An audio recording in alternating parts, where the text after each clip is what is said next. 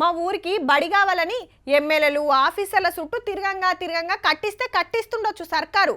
అట్లా కాకుండా పోరలకు చదువుకుంటానికి సౌలతి చేయాలని కాలం చేసిన అమ్మల పేరు మీదనో నాయనల పేరు మీదనో కొడుకులు కట్టిస్తుంటారు.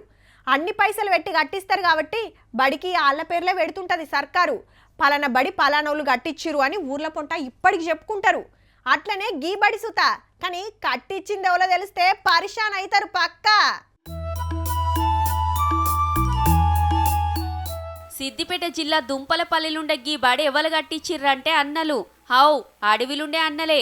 30 ఏండ్ల కింద పూరి గుడిచల పోరల చదువులు సాగుతుండేనట.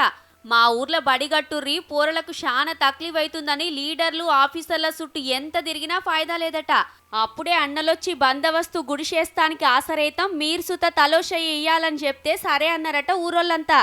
మూడొద్దులకు మళ్ళొచ్చి లేదు పక్కా బిల్డింగే కడతామని ఎమ్మటే పనులు చాలు చేసిర్రట.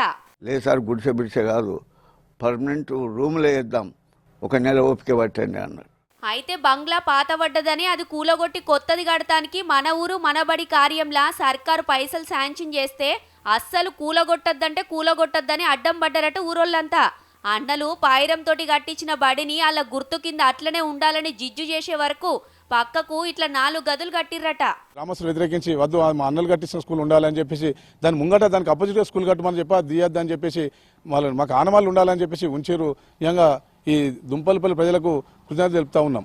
నక్సలైట్ల సహాయంతో నిర్మించడం జరిగిందని దాన్ని కూల్చివేయడానికి వీల్లేదని చెప్పి గ్రామస్తులు కోరినారు.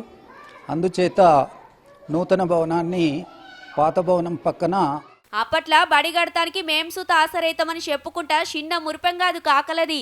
రడికల్ విద్యార్థి సంఘంలో పనిచేసినటువంటి నేను అప్పుడు నాగన్న సురేష్ అన్న పీరియడ్లో ఏదైతే స్కూల్ కట్టిరో స్కూల్లో నేను అప్పుడు భాగస్వామి. ఏది స్కూల్ కట్టిన దాంట్లో నాదింత శ్రమ అంటే మేము ఆవశ్యపాట్లు పనిచేసినాం. కానీ అన్నలంటే కూలగొట్టుడు కాలవెట్టుడు చేస్తారనే ఎరక.